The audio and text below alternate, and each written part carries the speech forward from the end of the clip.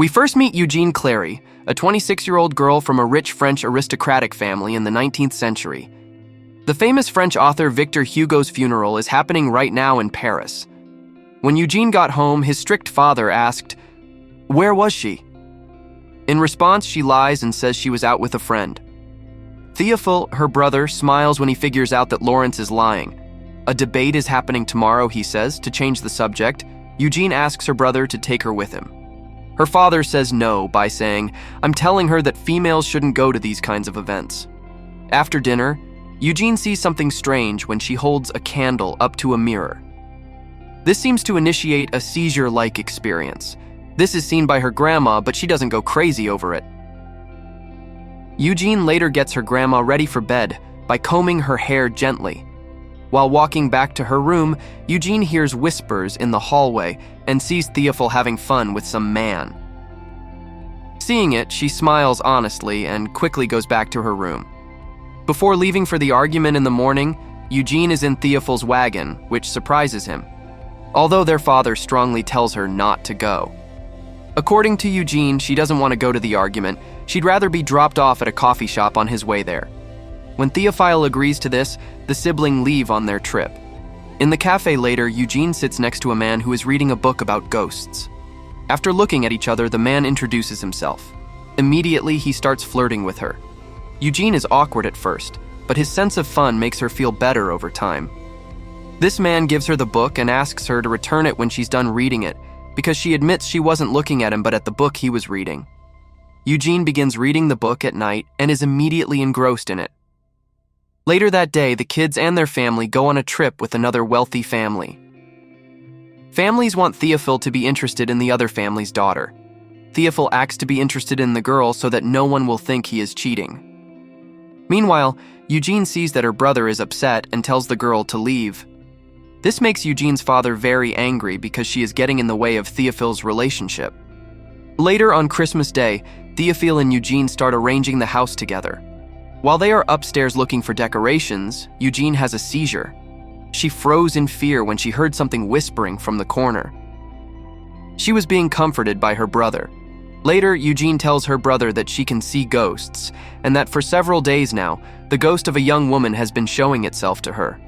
Eugénie does not know how to assist this woman who seems to require it.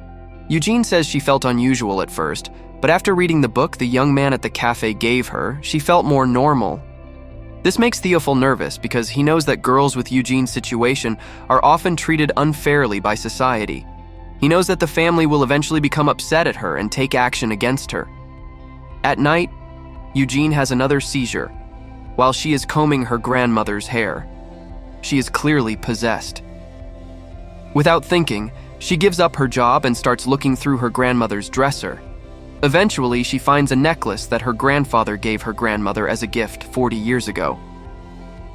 How did she know the necklace was there? Her grandma asks, feeling both happy and confused. Answering, Eugénie says that her late grandpa told her. Grandma gives Eugénie a hug and tells her she did the right thing by sharing this moment with her. Every morning, Eugénie's mom wakes her up, but this morning something has changed. Sobbing, she tells Eugénie that her dad has planned a trip for them. In contrast, Eugénie gladly agrees and begins getting ready for the day. She later rides in a carriage with her dad and brother. Eugénie sees her dad's travel bag on the way and knows something is wrong. Looking out of the window, she is terrified to see a mental hospital. In a frantic attempt to convince her brother and father that she is not crazy, Eugénie begs them. They do not want to listen. Then, hospital security takes her off the wagon against her will. Meanwhile, Théophile Field starts to throw up because he is scared and embarrassed to bring his sister here. Upon entering the facility, Geneviève, or the head nurse, checks Eugénie and strictly tells her that any disobedience will result in being locked up alone. Later, Eugénie is taken to her bedroom, where she is shocked to see what she sees right away. Many women are acting badly and trying to touch her, although a girl named Louise saves Eugénie and tells the others to go away. Louise seems to be the normal one. Louise also started to act strange. She tells Eugénie that she is engaged to one of the doctors at the mental hospital and that they are going to get married soon. Eugénie has terrible fears at night in the hospital, and the sounds of women crying keep her from falling asleep. She sees Geneviève take Louise somewhere the next morning. Later, a lot of doctors have gathered in a big room. One of them is Louise's boyfriend, Dr. Jewel, who smiles at her.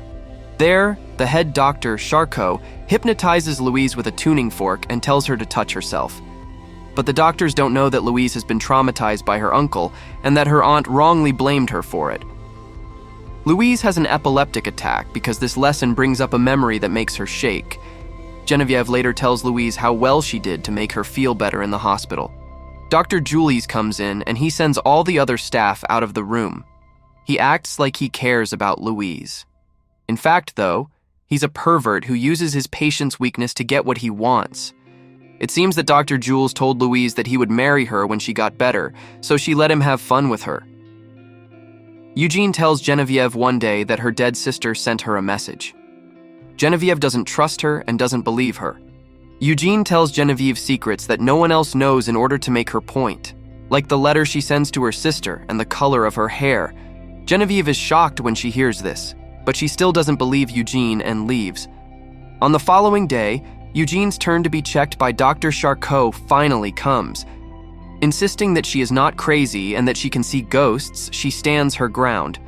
Dr. Charcot, on the other hand, doesn't believe her, says she's crazy, and suggests hydrotherapy. Eugénie gets angry with the doctor because he didn't agree with the outcome of their conversation. This makes her position even worse. As the story goes on, we see the cruel practice of hydrotherapy, in which people are put in a box full of ice for hours on end until their bodies stop hurting. A lot of women have died because of this cruel treatment, but the doctors still think it's the best way to keep women quiet. Eugénie at first refuses to work with the orderly, but in the end, nurses put her in the cold box and hold her down. It takes a while for the poor girl to give up and accept her fate after she shifts and begs. That night, Geneviève is walking home when she feels like someone is watching her.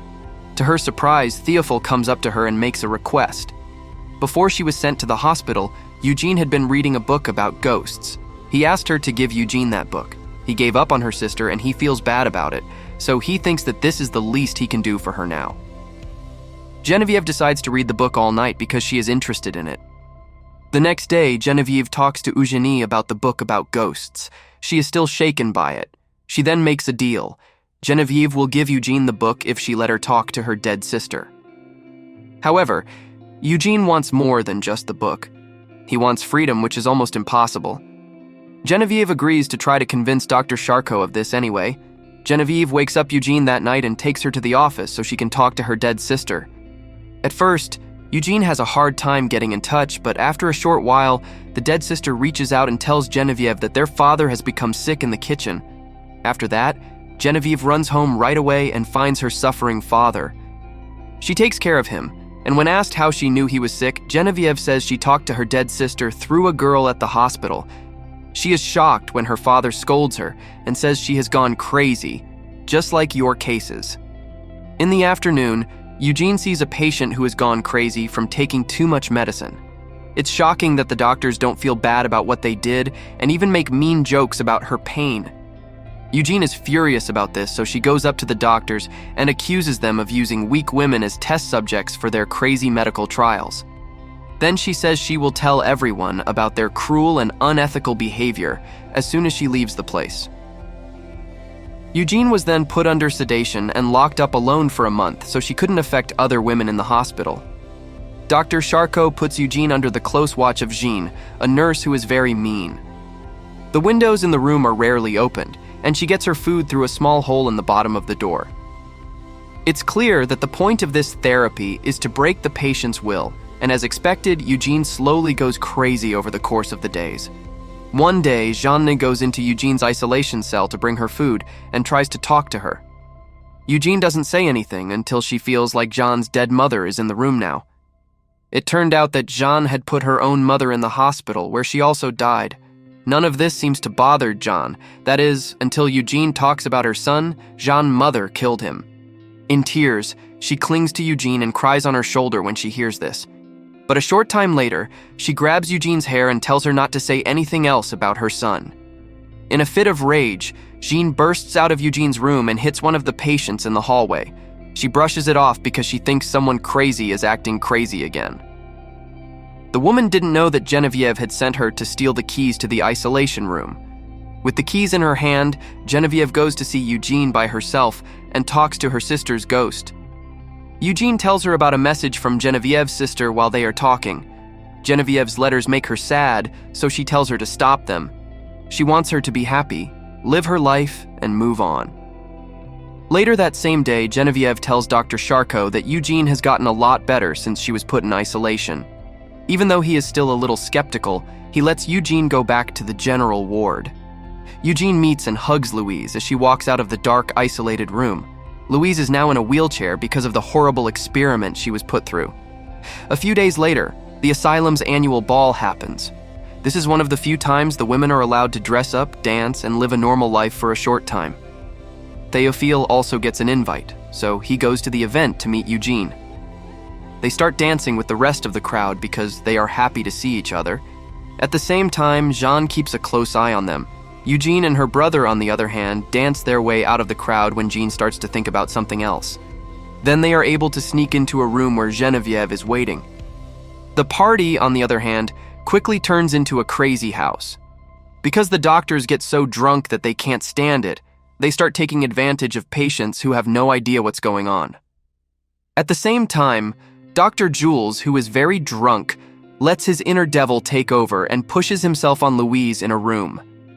As Jean gets closer, an unknown hospital patient grabs her and hugs her, so that Eugénie and Théophile can get out of the hospital. Inside, chaos breaks out. After being caught taking advantage of Louise, Dr. Jules is struck by another patient. Geneviève also helps the siblings leave the hospital at the same time. While they get in the wagon, Geneviève locks the gate and stays behind. Eugénie asks her to join them, but she says she's not going to because she no longer feels responsible for the death of her younger sister. Eugénie and her brother have already left by the time Jean with the security guards shows up. Because of what Geneviève did, she is labeled as disobedient and mentally ill, becoming yet another asylum patient. Sadly, her father also doesn't do anything because he thinks that being around sick women has made her sick herself. After a few months, the scene changes to Eugénie living on the coast of France, far from everything she used to know. She's happy and free for the first time in her life. Eugénie keeps writing letters to Geneviève, reassuring her that her sister is always with her and will look out for her and comfort her. But Eugénie feels bad that the person who helped her is now locked up in an institution. Geneviève writes back to Eugénie and says that even though she is locked up, her spirit is free. Even more so now that she knows her sister is in a better place. What did you think of the story? Share your thoughts in the comments and don't forget to click the subscribe button.